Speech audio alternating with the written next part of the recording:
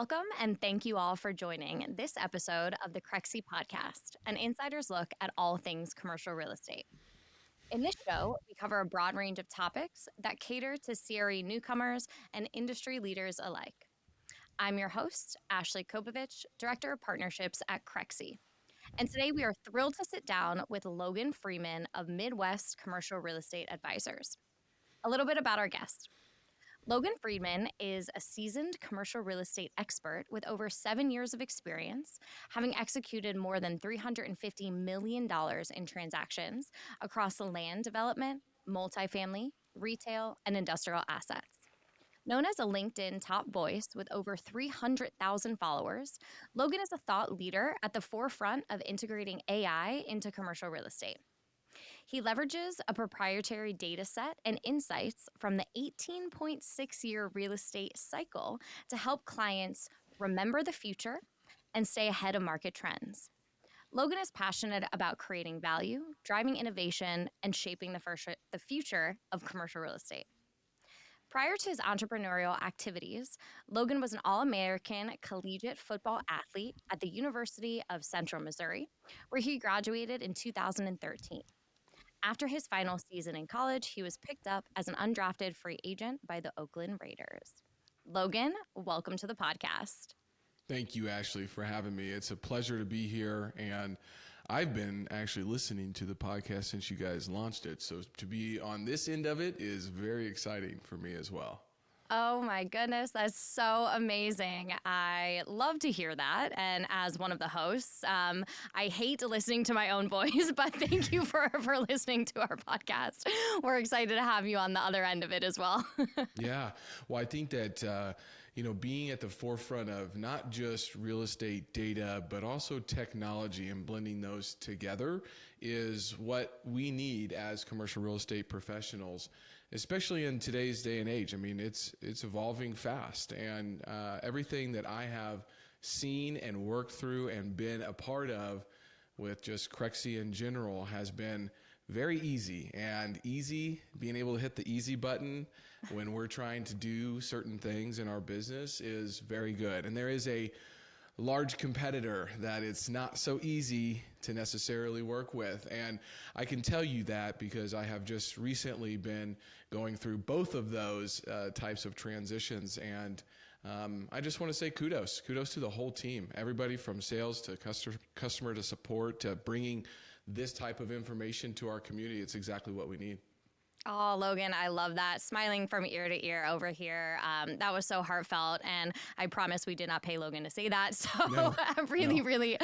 I actually paid them to say that, right? Oh, no, we love it. We're excited to get into all of that insight as you are bringing all of the technology to commercial real estate, which, historically has been pretty antiquated. So I know that our listeners are excited to dive into all the topics and questions that we have for you today. Absolutely. So first and foremost, I know we did cover a bit about your background, but I'd love to briefly hear just some more about your career path and some lessons learned along the way. So first, tell us where you're from and how you got your first start in commercial real estate. Yeah, well, my father was a full Native American from a one-bedroom house on a tobacco farm with 13 brothers and sisters from North Carolina. And he followed his oldest brother, who would be 20-some years older than him, to the Lake of the Ozarks. And if anybody's seen the Netflix documentary Ozarks, I grew up right around that area. And so, it was a very fun place to live, obviously, but Jefferson City being the capital of Missouri, it's a farm community, and, it was a great place to live. But, there was always like this thought in my head that there's something more. And I would visit Kansas City and St. Louis and, say, man, there just seems like there's so much opportunity there. And so, growing up, I really identified as an athlete and found a lot of solace and purpose as an athlete. So I just poured myself into sports my whole life, and that led to a collegiate scholarship to play football. And I always thought I was going to be an NBA player, but I stopped growing at 6 feet 3 inches, so it's kind of hard to be an NBA player at 6'3" unless you're a good point guard. Well, I wasn't, so I transitioned over to football, and I had a good career in college and, was able to take it to the next level for a brief period of time, but truly do believe that wasn't my calling. I was cut from the NFL, and I decided at that point I could have continued, but I decided that, I think that my brain can probably bring me some fruits of my labor more than, just my brawn, so to speak. I'd been baling hay since I was 14 years old. So at that point, I had already been working for, close to 7 or 8 years. And so I just really thought that, there was more for me, and God gave me a good brain, and I can use it. And so I went back to school to finish my master's degree in business administration, and I got started in the business world, so to speak. And I kind of got to Kansas City, where I started my real estate career. Oh, I love that. Thanks so much for that background. And it's an insight into obviously just your hard work from, a young age, and then also seizing the opportunities that were in front of you and keeping constantly moving forward. I love that. As you transitioned from sports into, we'll say, quote unquote, a regular W-2 career path, even though commercial real estate is not regular by any means. What emotions did you go through during that transition period? How did you maybe mentally rebound? Obviously, there's a lot of synergies with sports, sales, commercial real estate, but, what kind of went through your mind or, emotional state at that point in your life? It was humbling, right? I mean, in football, you've got structure, you've got an identity, you've got intensity. It's clear what winning looks like, right? And then all of a sudden, you're out. And that sense of purpose, what is that sense of purpose? Where's the scoreboard? It's all gone, and so, I went through shame. I went through frustration and, honestly, a big identity, loss. And I had a choice. I thankfully had some incredible mentors in my life because, what I didn't mention was, when I was cut from the NFL 6 months later, I had lost 120 pounds. I was a new person. I was walking by people that I had known for 7, 8 years, and they didn't even recognize me. It was kind of wild. But I lost my father in a 3-month period. He went from, helping me move out of my last apartment in Warrensburg, Missouri, to no longer here, right? And so it was this huge identity loss. But I had some mentors that really pulled me up, and I like to think that I chose to respond the only way that I knew how, and that was by rebuilding, one discipline at a time. So I stopped chasing, a title and started to become, the kind of person that I could be proud of off of the field. And that took a lot of time to go through, and a lot of lessons learned, and a lot of tears and blood and a lot of emotional work. But that's what it took. It helped me build a foundation to kind of get to where I am today. Oh, wow.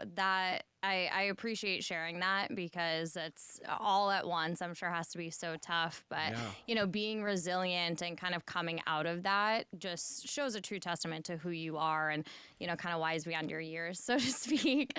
Yeah. I'm sure there were some early lessons from sports that translated directly into real estate and entrepreneurship. Can you share some of those or maybe one that stands out with our listeners? Yeah, absolutely. I mean, sports teach you how to compete, right? Mm-hmm. I mean, it's kind of like an equation. You do X plus Y and hopefully you get to Z. But more importantly, I think it teaches you how to lose.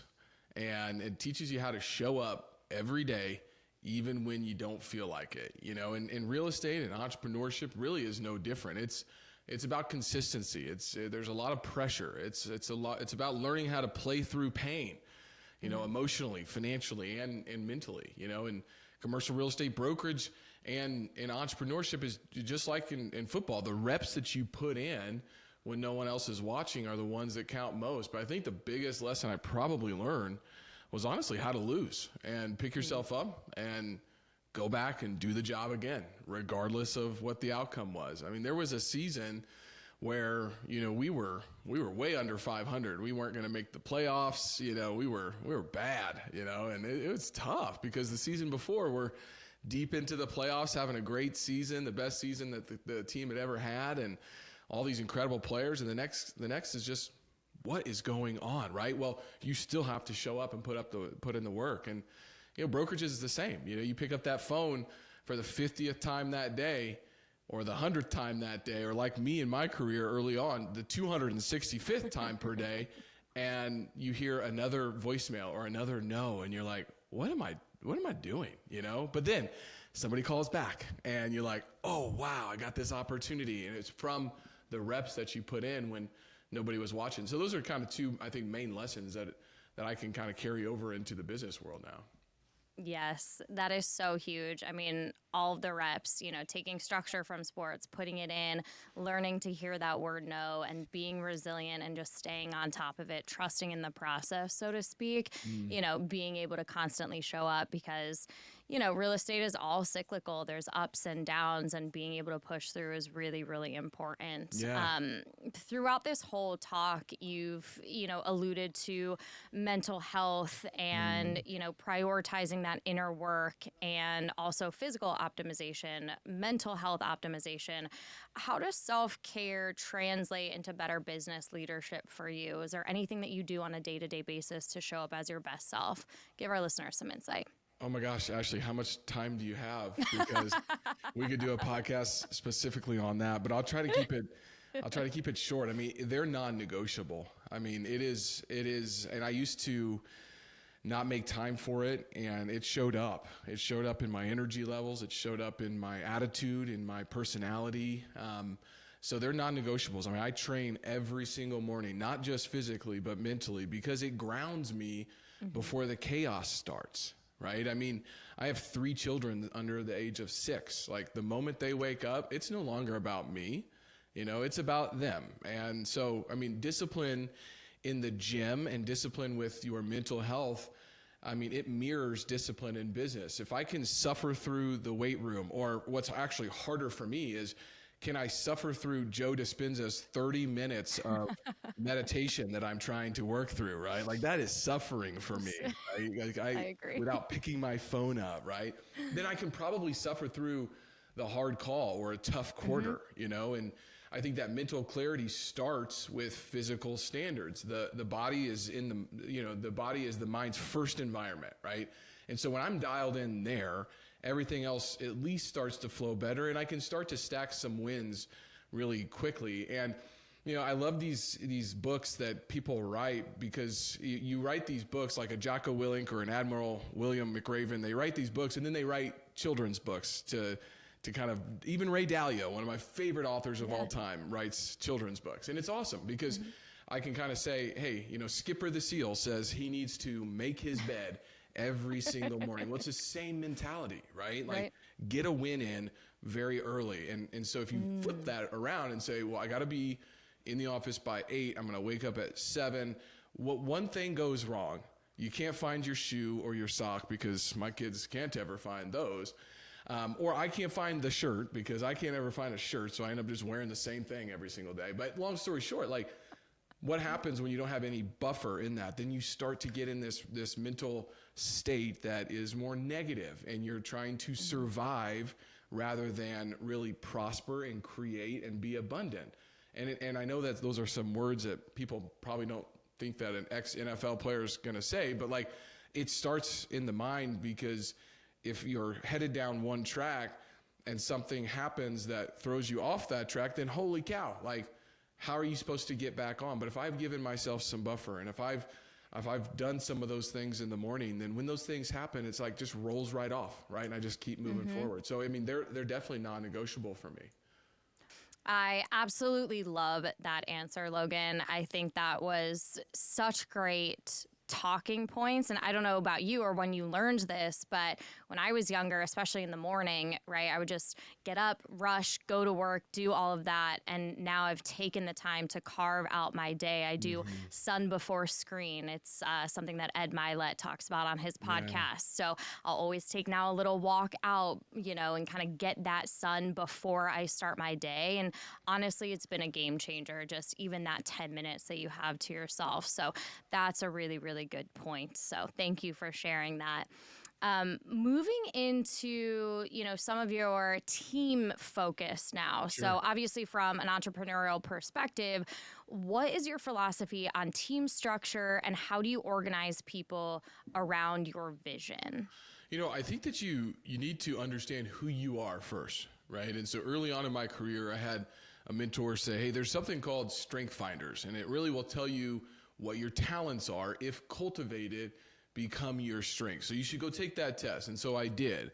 And I started to understand what some of my, innate abilities were, right? And the biggest thing with language, Tony Robbins talks a lot about this, is we just don't have words to express how we're feeling. And a lot of times he says, if you can name it, you can tame it. Well, it's the same thing about knowing yourself, right? So I found out that I have a talent of individualization. I have a high emotional quotient and emotional intelligence. Why? Well, I was around 3 women my whole life, and that's what we did, is we talked. And now my wife is a talker, and I probably attracted that into my life, right?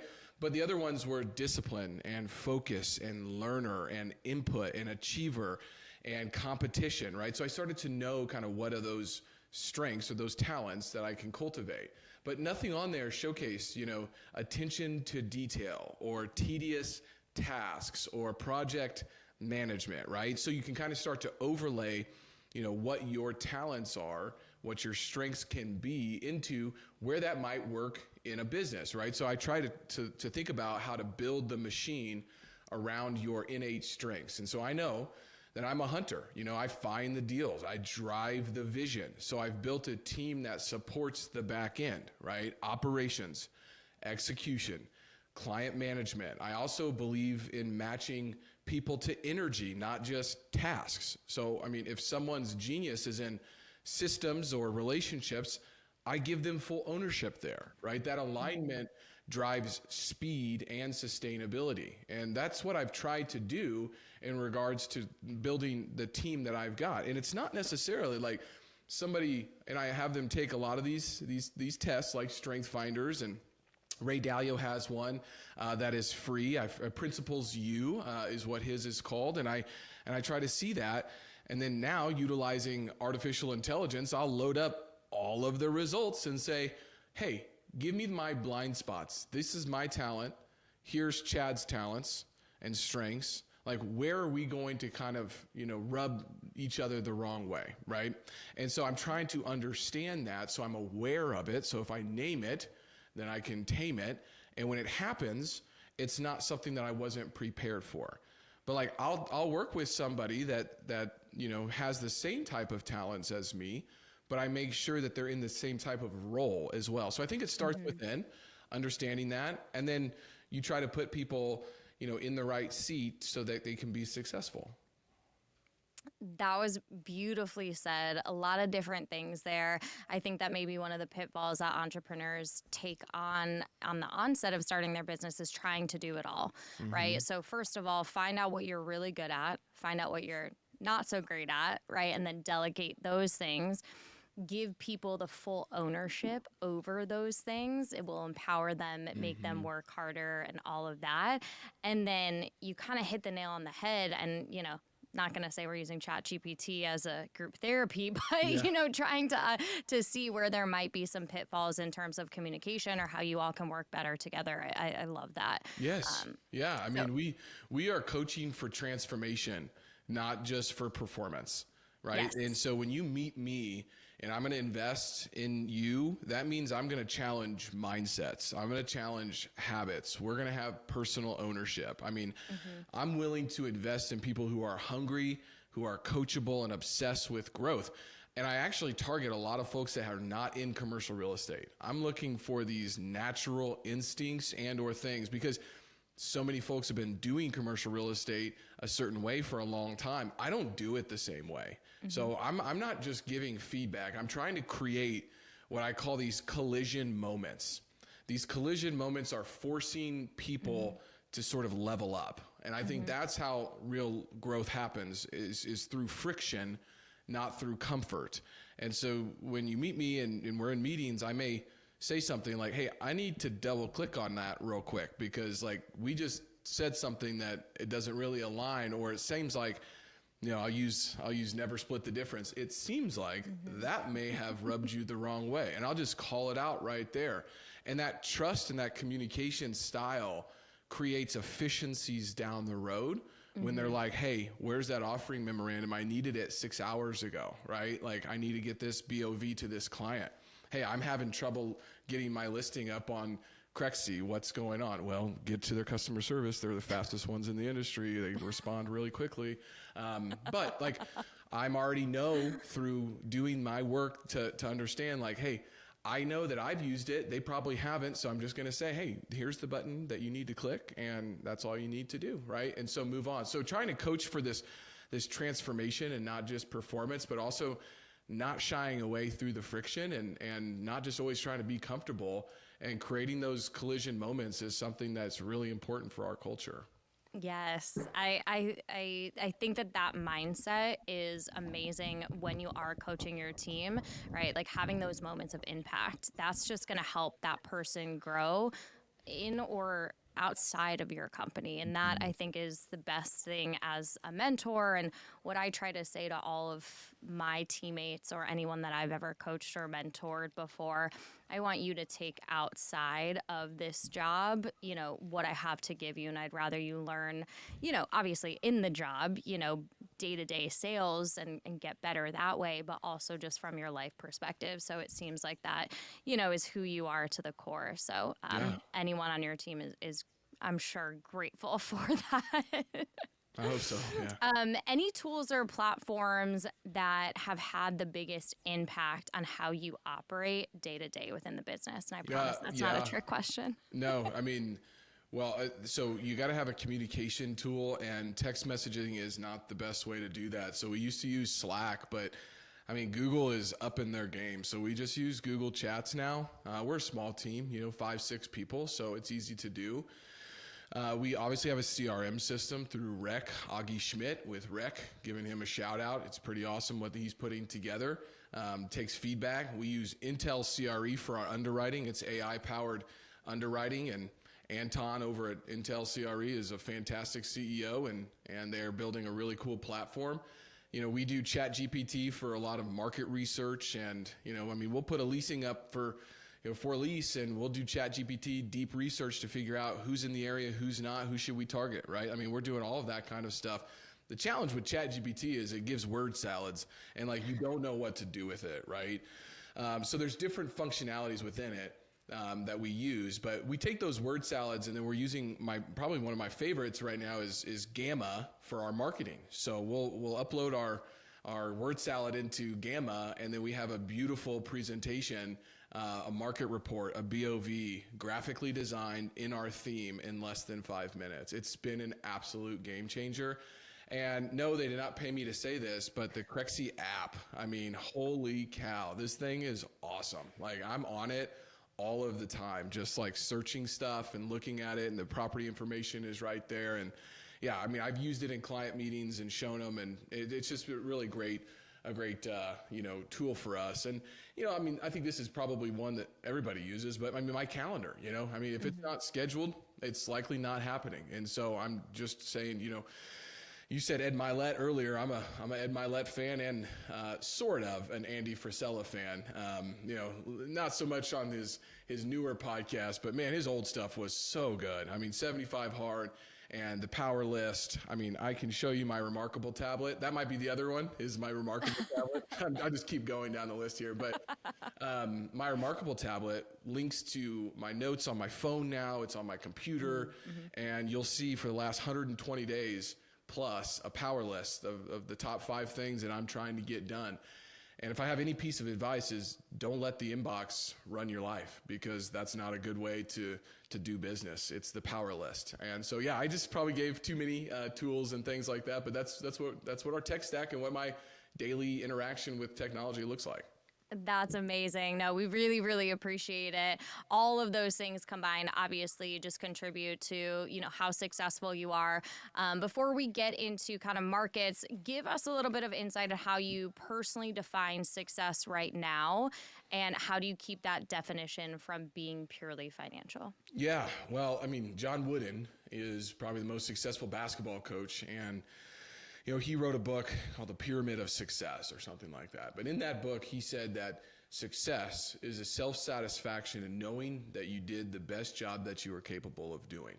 He didn't win every single game, but they focused on the fundamentals. Kareem Abdul-Jabbar learned how to put his socks on and tie his shoes by John Wooden. That's the first thing he did with all of his players, right? And so the self-satisfaction and knowing that you did the best job that you were capable of doing. So what does that mean? Well, at the end of the day, part of that remarkable tablet says, what was your review? And for the last 120 plus days, you'll see 5 to 6 lines. Where did I show up as my best version? Where didn't I? Where could I have been better? What were the challenges? So it's this process of learning through doing and then reviewing what you did to make sure that you can't, you don't repeat the same things that are not bringing you the results that you're looking for, right? And so I think that that's probably the biggest thing for me. And, I think also, letting go of imperfection, done and in motion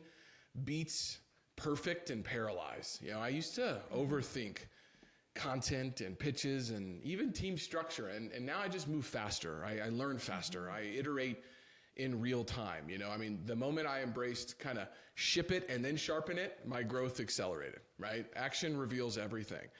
And I think that there's a mentality about that. I think it's called like a mental model. That's the 70% rule. Once you get something 70% done, go get some feedback on it, because that last 30%, you may not be able to put in that presentation what the client's looking for, but go get somebody else's feedback on that. And there's an acronym, GITMO. It's good enough to move on, GITMO. And so I'm always yelling to my team members, GITMO, GITMO. And they're like, what are you doing? Is that a dog's name? Like, Am I a dog?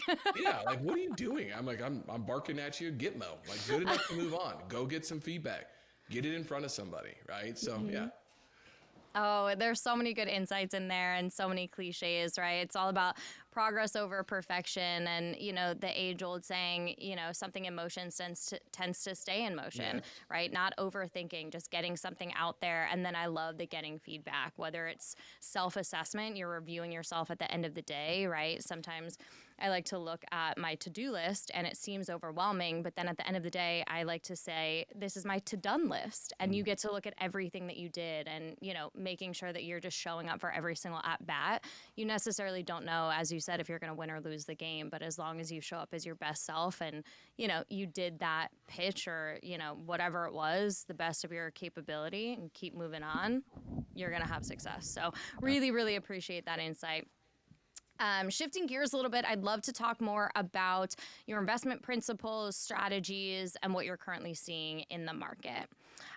So we kind of alluded to this earlier in your bio. You talked recently about the 18.6-year real estate cycle. Where do you believe we are in that cycle today? Yeah, well, real estate has a long history of operating within cycles. It's shaped by the fundamental forces of supply, demand, and speculative behavior. You can read Howard Marks, Ray Dalio, plenty of these other authors. But among these cycles, the 18.6-year real estate cycle kind of stands out as one of the most reliable and what I'll say predictable frameworks for understanding how I think property markets ebb and flow. This was popularized by economists like Fred Harrison and recently Phil Anderson and Akhil Patel. So this has nothing to do with me. I'm looking at the books right here on my bookshelf, but this is not me, okay? I didn't sit here and study this stuff. I just read what they have put out and then look back in history to find out that. But I think that if you can understand both the mechanics of the real estate cycle and the theory of economic rent, which is David Ricardo in the early 19th century, then we can gain a powerful lens for interpreting market trends and anticipating kind of some of these opportunities. And so where I think we are now is in what's called the winner's curse. So if I can just give an overview of the 18.6-year real estate cycle, it's, obviously 18.6 years is kind of the mentality of how long this is. But, there's a first expansion phase of 7 years. And this is really kind of when you have a recovery from a downturn or a crisis fuels economic growth and investment. So in this, land and property values are going to be rising steadily as confidence returns. Then you have what's called the mid-cycle slowdown. Think COVID-19, right? Well, what happens here? External factors, so that could be trade tensions, that could be pandemics, they temporarily slow the growth. And then we have development and transactions are pausing, right? Creating a big cooling off period. It's exactly what we saw. And then we have our second expansion phase, which is usually around 4 to 5 years, right? So rapid economic growth resumes. It's fueled by speculative investment and increased credit availability. So land values typically rise rapidly and development is accelerating, often leading to some oversupplies issue. That might lead us to where we are today, which is called the winner's curse. This is usually 1 to 18 months in period, 12 to 18 months. And asset prices peak during this period of time. It's driven by speculative frenzy and a lot of optimism, right? So you have oversupply and rising interest rates. They start to begin to reveal some vulnerabilities. Well, just think about what we've heard with this not going to extend and pretend and this big debt maturity wall that we have coming. Well, in this period of time as well, typically the largest or the tallest buildings are announced. Well, what's happened in Oklahoma City, of all places? I just saw a mega yacht that can have 20 people, and each one has a jacuzzi and a deck, right? And so anyways, that's where I believe we are in regards to the cycle. So what happens after the winner's curse is a contraction period. This could be anywhere from 2 to 3 years, and this is where a market correction or recession kind of reduces those land values and transaction volumes. You know, underperforming assets, they face financial stress, and, you know, speculative excesses are kind of flushed out. Well, we've also been seeing a lot of deals, have full equity losses. Blackstone has walked away from many deals to say, hey, we're never going to make our money out of that. Let's cut our losses and move on, right? And so that's kind of the 18.6 year real estate cycle. Obviously, putting your thumb on exactly where we are is a silly idea, but having a framework to try to make decisions upon as an investor, as a broker, is really important so that you can guide clients and or make your own decisions and allocate capital correctly. And so all signs, point to, if you watch and track the Green Street Property Price Index, we have started to see sort of this last kind of, push up in property prices. People might say, well, cap rates have kind of gone up as well. That's different. We're talking about price per square foot, and we're talking about, price per door if it's a multifamily property. So I foresee, real estate prices continuing to go up at least in 2025, maybe into 2026 before we get to this contraction period. I don't know what can cause that contraction period, but we've had some pretty big scares in regards to tariffs and geopolitical risk and some other things that I could continue to move on. And Ray Dalio talking about the big debt crisis and all of those things. So there's a lot of different components that go into this, right? And I can tell you that any administration that is in office is going to try to do everything that they possibly can that would not allow that big contraction, because politicians want to get reelected. Well, when people feel like they're losing equity in their homes, or they can't buy milk or whatever it is, they can't pay for gas, they're not going to vote for that person anymore. That's just the way that it goes. Then that happens in cycles as well. So there will be a big push from this administration, already is, in regards to some lenient activity, as well as deals being made cross borders to try to infuse capital into our country to prop up these real estate. I mean, I think it was $2 trillion announced yesterday alone. Where do you think that money is going to go? It's going to go into land. It's going to go into real estate, infrastructure, business, and it's all driven by frenzy and speculation and a lot of optimism. So all signs point to that winner's curse kind of being here or being close to there, and I'm tracking it on a daily basis. Wow. Appreciate that, Logan. That was so insightful. Thank you for explaining that to our listeners who might not have been familiar with what those stages of the cycle look like.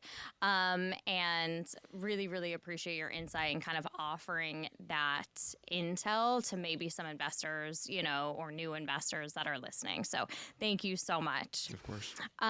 Moving on, I want to invoke a past guest on this podcast and a personal great friend of mine. You've said that Bob Knackel ingrained in you the value of answering questions with data and not adjectives. What are some go-to metrics when evaluating a market or a deal? Yeah, I mean, I've gone so far as training my team specifically on a framework to answer how is the market, right? And it starts with an idea of how much transaction volume did we have the last 12 months. Then we compare it to quarter over quarter, and we're comparing it to quarter of the same year, same period last year as we are right now. And we start kind of at this macro level. And I went such down a rabbit hole on this that I've gone to the national level and understanding, how many transactions and what was the volume on a national level, and then my market, which is Kansas City. So 100%. Bob's influence was huge on me. I mean, he taught me that pros speak in facts, not fluff. And so when I'm evaluating a deal or I'm talking with someone, I always try to start with a few key anchors. I mean, it's obviously looking at what's the price per square foot or per door. What is a cap rate? I mean, I don't even know what a cap rate is anymore. I mean, so many people, calculate these things differently. But what is the cap rate relative to current risk-free rate is definitely something that we try to look at. What's the replacement cost versus the purchase price? And then we're obviously then moving on to rental comparables and velocity of lease ups and vacancy versus absorption rates. I mean, from there, I try to look at kind of this macro to micro alignment. So we're looking at job growth, in-migration. What's the infrastructure development look like? And then zip code level kind of demand drivers. So we're not just chasing, returns or flashy items. We're trying to be rooted in that data, and we're validating kind of the durability of those returns, right? And so I look for data that repeats itself. Anyone can kind of cherry pick a stat to just fill their narrative, right? But if multiple signals across different sources are kind of pointing in the same direction, then I start to pay attention. And I try to also anchor to kind of first principles, which are supply and demand, cost of capital, and user behavior. I try to ask myself, is this a real trend or is it a reaction? I mean, I got a lot of friends that got into RV, parks and storage, and I'm like, yeah, that sounds really interesting, but pretty sure a lot of people are selling those things now, and I don't know what the occupancy is, but I sure do know that everybody needs a place to either go to work, have their business, or store their stuff or live in. And so I try to find that data that repeats and looking for real trends and not really reactions to something. I think that mindset sort of helps me avoid kind of overreacting to some of the noise that's out there and really stay grounded in actual opportunities. Yes, that was very insightful because I know there's a lot of, emotionally charged investment opportunities and things. So really focusing on, kind of those signals within the data and then to, kind of create your thesis off of that. And it'd be interesting to see, kind of how that's changed. I know that you have built in several asset classes from multifamily, commercial, flex industrial, as you said, and land. How do you right now determine where to allocate capital across those types of assets? We like to go back to the blue ocean strategy and try to find markets that are not as competitive and may have some complexity to them. And I know that might sound, counterintuitive, but I do believe that it starts with market need. What's underserved? Where's the friction? So in Kansas City, for example, right now I see a major demand in small bay industrial, in attainable rental housing and for sale homes and, land that's in the path of progress.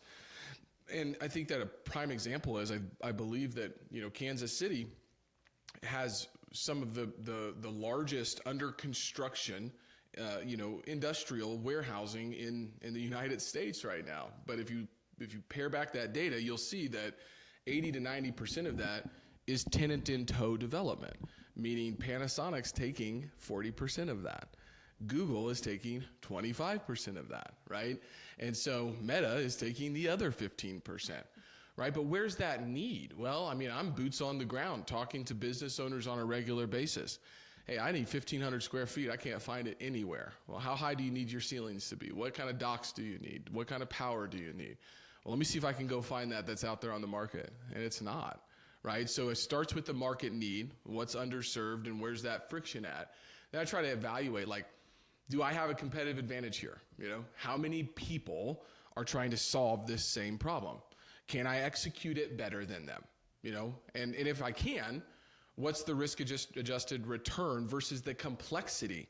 Because sometimes just because something's not solved for, it means that it can't be solved for. I mean, we've been trying to solve for affordable housing in this country for a long time. Like, I'm not going to be able to solve that problem necessarily, but maybe I can take 50 unit subdivisions at a time and try to do that, right? But like, all that person has to do after I kept it affordable for that first person is turn around in 2 years and sell it for $300,000 more. It's not attainable anymore. So like, I'm not really going to solve necessarily that problem, but I may have an impact on the first home buyer, or maybe that police officer, or that teacher, or that construction worker that couldn't afford that, right? Maybe I get that product type in front of them before the investor who wants to snag up 50 of these things and then just rent them out to somebody else, or flip them for $300,000 more.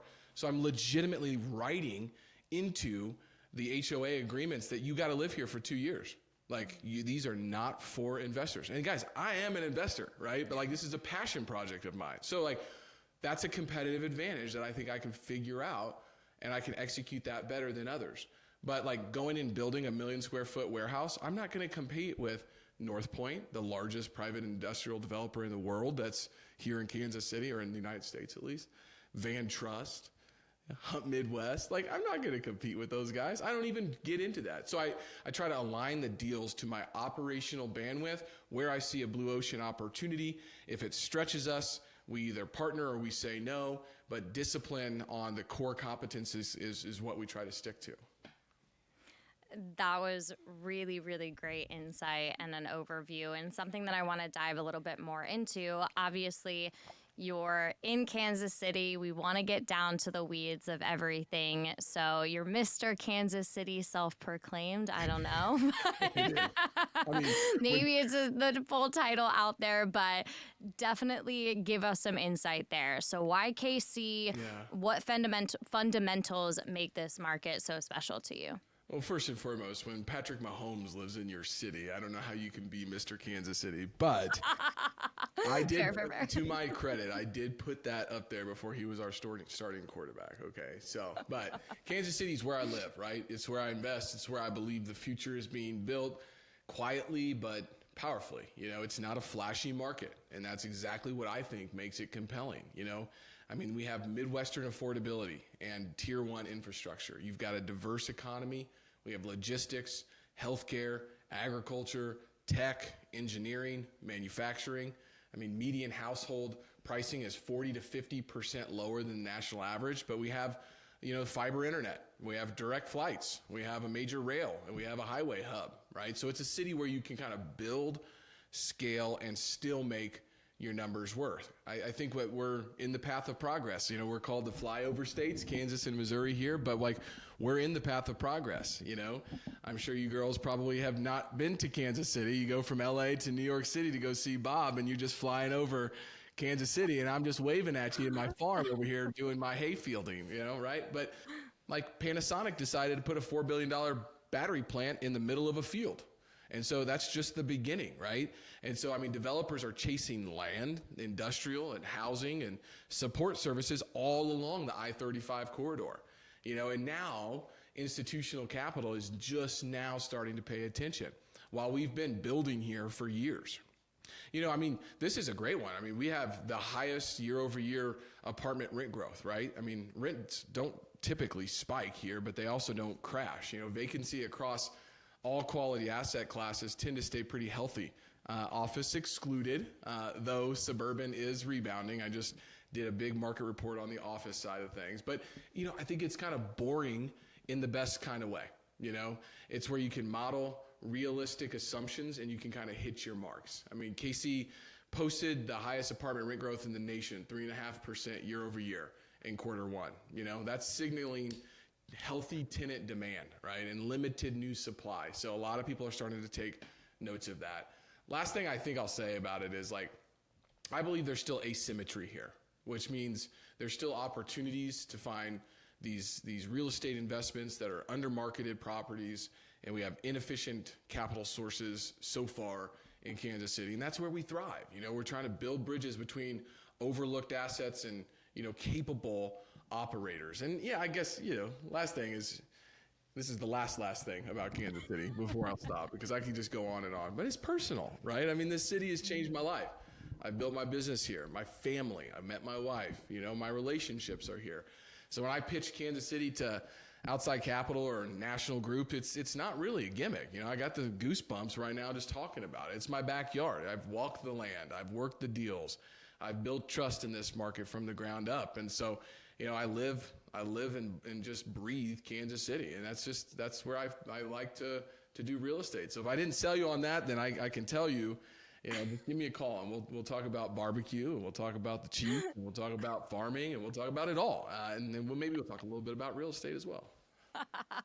Logan, I can totally tell, and I'm sure our listeners can too, how passionate you are. And you said the goosebumps. I could tell that was already happening before you said it. And about, I think, 40 seconds into that answer, I was already sold. You definitely had me pegged as the LA to New York City girl and just waving, but, coming out there now. So Good. Really appreciate that.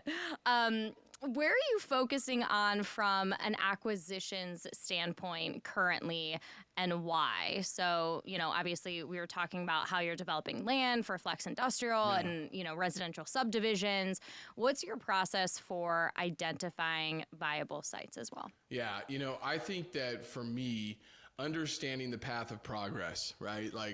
So this is my new kind of mantra: where rooftops grow, commerce flows. All right. Where rooftops grow, commerce flows. And so I, have some intel, proprietary information on where subdivisions are being built. D.R. Horton is now back in Kansas City for the first time in many, many years. Lennar bought a Kansas City company, Roush Coleman, to build houses here. So where are they building? Well, what's going to happen in the commercial space around that? So, I think that there's opportunities in acquisitions strategically, not just from a land banking standpoint, because I'm not really just a cover and land play kind of person. It's what do I truly think is the market need for that specific area? We know that 500 new homes are coming here. Well, where's the closest shopping center? Where's the closest Starbucks? Where's the closest gas station? When we have Casey's here from Des Moines, Iowa, and Kansas City, and they're just popping up everywhere. So that's one thing that I'm trying to evaluate and try to really understand. The other is this kind of public-private partnership model.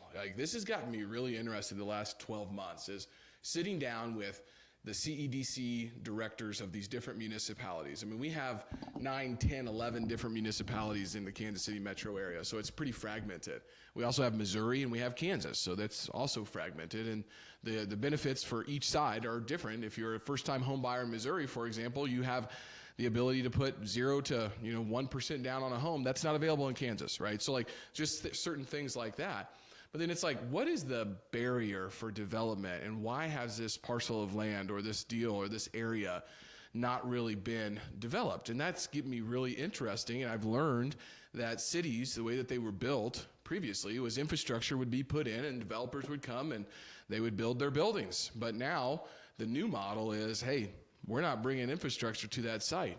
And so that presents a blue ocean strategy opportunity to figure out, is there a way for us to partner with cities, with the community, to figure out how to get sewers and water and utilities to certain areas if it's aligned with the comprehensive planning and vision of that municipality? And I'm proud to say that we're very close on a few of these opportunities to be able to be kind of first to market and have these first type of opportunities partnering with cities to be able to develop land and areas that never were touched before, because we spent the time in those meetings with the lawyers, with the attorneys, drafting ideas, going back and forth, spending, 6 months of time doing that. And that's what's getting me really excited right now, is figuring out a way to replicate that kind of public-private partnership model and figure out how to educate other people who want to do that, because that can only be beneficial for, both the city and for developers. So that's where I'm spending a lot of my time. Absolutely. And that's awesome. And obviously it's because you're passionate about the area. You live right there. You're doing all of that business. So that's really interesting to see. Can you either share with our listeners maybe a project where city collaboration was crucial in getting the deal across the line, if you want to share that, or if you want to talk about how you do build trust in some of those public and private deals, especially in the early stages of the pitch? I'll give an example out by the Panasonic, battery plants. And, this is rural Kansas. And so to be able to, which means agricultural land, which is not going to have infrastructure. And so the state of Kansas came out with something called the Reinvestment Housing Incentive Districts. And so that allows for a developer to be able to work with the city and create a new district that, through the incremental tax revenue increases, a part of the land and almost all of the public infrastructure will be paid back to the developer over a period of time through the incremental tax revenue. And that is a perfect example of how you can go from rural farmland to working with a city, getting a development agreement in place, and now bringing thousands of attainable housing units into that market, right? So, and that starts with legislation. That starts with the ability for people to understand that legislation, and then the city councils and the planning and zoning commissions to actually getting that out to the developers, and then having the meetings with the developers to figure that out, and then drafting those development agreements. So it takes a lot of time, but in theory, right, that is an example similar to a community improvement district on the commercial side, or a CID, that can allow for more housing and residential subdivisions to be built in a rural farm town that now is going to triple in size over the next 3 years. And so they need this type of infrastructure. That's a win-win, because you have a vacant parcel that's generating maybe $10,000 a year in tax. Well, in 5 years when it's developed, it could be generating $500,000 in tax revenue. And so if you can figure out how to direct those funds in a way that's meaningful for both parties, now you have a deal that you can get across the finish line. That's amazing, and just such a creative way that, you're just finding win-win solutions. So appreciate that and sharing that with us. Obviously, it's a really big incentive for developers.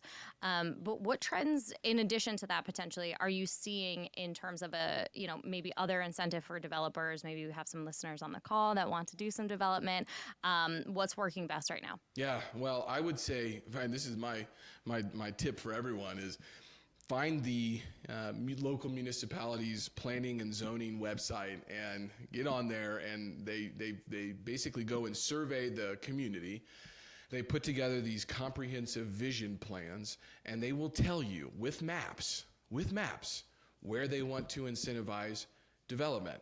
And then I would come up with a plan to say, hey, I'm going to focus between 19th Street and 23rd Street, between Main and Holmes Road, right? I'm just giving you some random coordinates, right? And in that subdivision, in that tract of land, hey, do you know if there's been anyone that's come to you to try to figure out how to get infrastructure put in here so we can do something, right? But I start to say, hey, I'm going to read your framework. I'm going to read your vision plan. I understand what the community is saying, what the people are wanting that they have surveyed. And then I'm going to come to you with ideas. I think so many times people are like, hey, I'm going to try to do this deal. And if they would have just read the vision plan, they would have noticed that, hey, there's not going to be any residential in that area. That's all for commercial use, or vice versa. There's no commercial going into that residential area. So start with that nice long document that's usually 50 to 60 pages and a couple years old, load that bad boy up to ChatGPT, get yourself a summary, and start to look at those maps that they put together, where the infrastructure may be going in the future, and now you might start to be able to find some areas of focus. Then I get in the car and I start driving those areas and trying to figure out what's going on, because Google Maps is old sometimes and is not updated, especially in undeveloped areas. And so, I try to get out there and see it and take pictures of it and then come up with plans. So it takes a little bit of reading, of understanding what the cities are trying to do, and then coming with a plan to get feedback. And I've not been turned down from any of these planning and zoning commissions or CEDCs for a meeting to come and try to figure out how to develop in their area. And you start to develop those relationships, which are going to lead to more opportunities, I believe. Wonderful advice, and just being able to, access all this information. It is public. Just go out there and kind of look for it. So I love that tidbit for our listeners. I know we talked about administration and politics a little bit earlier, but how do you underwrite for political or regulatory risk in a project before you acquire land? Yeah, well, there's been a couple rules that have been bestowed upon me. You never finance land is number one, so buy it in cash if you can, and don't close without your preliminary plat approval from the city, right? And so I think those are two things that I would follow very closely, because if you can figure out, and the challenge with that is it takes money, right? You got to go to civil engineers, you got to go to architects, and so that's the barrier of entry, right? If you don't do that and you go and buy a piece of land and you figure out on the back end that 5 or 6 other people have already talked to the city to try to figure that out, and here's why you can't, then, it's going to be $100,000 just to put underwater storm detention on that site, and it's going to, cause all of these issues, and that's going to break your deal. So I think it's understanding who are the vendors that you need to be working with, civil engineers. If you find a good one in your area, they know the policies. They know about the regulatory risk, right? So you go meet with them. Hey, I'm thinking about doing a project here. But you got to be willing to spend a little bit of cash to be able to get some feedback, especially if you want good feedback, because these civil engineers, these architects, these land planners, they all know what's going on in the area. It's their job to know that. And if you pay them, you get more information. Back to Bob Knackle. We're not in the real estate business. We're in the information and relationship business. So the more information that you can get before closing on a piece of land or an opportunity, the better off you're going to be. And so that's how I underwrite that, is 2 rules: don't finance land, and get your preliminary plat approval before you close on that land, and make sure that's in your contract. And then number 2, get to your vendors who know what's going on in those areas, pay them for the background, for the expertise that they have, so that you can try to then underwrite the political or regulatory risk that you have in that project. Great. I couldn't have said it better. I mean, knowledge is power. So I love you sharing all of that insight with our listeners. Before we let you go, we have a couple of rapid fire questions or words of advice that I'm sure our listeners would love to hear from you, given your background and expertise. You game? Oh, absolutely. Excited. Okay, perfect. First question. If you were to be given $50 million today and had to invest it immediately, what would your go-to asset type and location be, and why? Well, I think I'd split it, right? So half would go into, I think, land in the path of development, because I sort of know where some stuff is going on in South Kansas City and DeSoto and parts of Lenexa and Spring Hill and Lee Summit and Blue Springs and the Northland. So I'd probably go get some land, I would say, that's in the path of development. So raw land, get that land entitlement done, and try to work on these public incentive overlays that we were talking about. I think those are future gold mines. So the other half, I think I'd probably work on, trying to purchase buildings that could be repurposed for small bay industrial and contractor garage type of product. So single tenant buildings right now that are 2,000 to 10,000 square foot, and I can break those down into 1,500 square foot bays. I truly believe it's the most underserved asset class right now There's huge demand for it, almost no new supply, and it cash flows and it compounds and people want to buy it once it's stabilized. So I would want optionality and cash flow, I think. And I think that's how I really, think about every dollar that we're deploying anyways.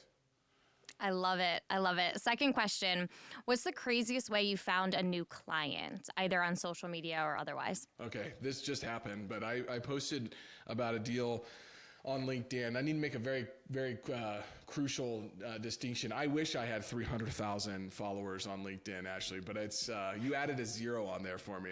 I have 30,000. I can only hope to get to that point at some point. But just a quick story. So, I posted a deal on LinkedIn, thought it might get a few comments. It turns out, somebody tagged their father-in-law who owned 35 properties across 4 states. I was texting with the daughter-in-law. I got him on the phone, and within 3 days, he was under LOI for one of our listings. And I think the moral of that story is, always suit up, right? Always make the call because you never know who's watching. And I had done all of the email blasts and all of the things. And, he's like, I couldn't find your phone number and all this. So I called my daughter-in-law and I'm like, well, my phone number's everywhere. And it's right there on Crexi. You can just push, call Logan Freeman. But anyway, that's probably the craziest one that just happened here recently. I've got so many these examples of how people have found me on LinkedIn. Another great one would be I did a post about Lennar and them spinning off of kind of a new firm to do their land and land development. And the 3rd largest multifamily developer in the country's CEO saw it, sent it to his vice president of acquisitions. 24 hours later, we're having a Zoom call talking about them buying a new piece of land to do another development here in Kansas City. I mean, it just goes on and on, things like that. That is wonderful. Congratulations for both of those deals. But I mean, for our listeners, it's just make the post, do the thing, right? What I forget what the barking was that you told your team to do. Yeah. Get Mo. Get Mo. There you go. You guys are gonna start saying that around the office now. Yeah, for sure. Walk out of there. Get Mo. Third question, Logan. What is your favorite tool or software that you use on the job? I know you gave us a ton in the beginning, but just give us one before we go here. Yeah, I think right now it's got to be Gamma because I've always been working on how do I get the information out of my head that I can meet my audience so they can understand what I'm thinking because they're not going to read like me. I have learner, I have input, I like to read. Not a lot of people do. And so Gamma is a real edge because I can visualize that information very, very quickly and create that information in those packets so fast. So I think that's the number one thing that I think people need to check out is gamma.app, and it is an absolute game changer. Amazing. And last rapid fire question, what is the most common misconception about your job or industry? Yeah, well, oh my gosh. I think there's quite a bit of these misconceptions, but probably the biggest one is that, brokers just throw up a sign, they send an email and they cash a check, right? I think, but what people don't really see is sort of the relentless pursuit behind the scenes, the 60-day call cycles, the 3-year sales cycle it took to get that person to work on, the negotiation, the underwriting, the follow-ups, the failed letters of intent. I mean, I think the best brokers are, part advisors, part therapists, and then part deal surgeon, right? We're not just chasing deals. I think that we're creating clarity where there is none, and it takes a big skill set to be able to do that. Absolutely. Couldn't agree more. Logan, it's been amazing to have you on. You're so thoughtful in every approach of all of your business as well as your personal life. Any parting words that you want to leave for our audience? I'm sure there's so many, but anything else that we haven't covered that you want to give them before we let you go? I think that whether you're in commercial real estate, entrepreneurship, or if you're just building something meaningful, I think you got to be obsessed with the process. The market's going to fluctuate. Deals are going to fall through. People are going to ghost you. But if you can build habits that compound and you can show up with integrity and you can kind of push yourself into that discomfort, you're going to win over time. Maybe not overnight, but I think you will win inevitably. Success isn't necessarily about being flashy. It's really about being relentlessly consistent and just showing up every single day. Oh, that was beautifully said and a wonderful, wonderful way to wrap up our session today. I've had such a great time chatting with you. I've learned a ton. I'm sure our listeners have. We understand that you're so busy. So thank you so much for sitting down with us today. Yeah, well, thank you for having me on. This was a blast. Of course, very grateful that you're on the other side of this. So excited for it to come out. If listeners want to get in touch, how can they get in touch with you? Email, social media, give us all the credentials. Yeah, so my phone number is 573-694-9669. And my email is logan@mwcreadvisors.com. LinkedIn, Logan Freeman, Mr. Kansas City. I'm sure it pops up. And you can find me there. I'm there every single day. Amazing. Thank you so much once again, Logan. Really appreciate your time. Thank you. And thanks to everyone who tuned in today. If you enjoyed this episode, do not miss the next one. Visit Crexi.com/podcast and sign up to get the next episode delivered straight to your inbox. Of course, you can also subscribe to the Crexi Podcast on your favorite podcast app and check out our YouTube channel for video recordings of each episode. Take care and be sure to tune in next time.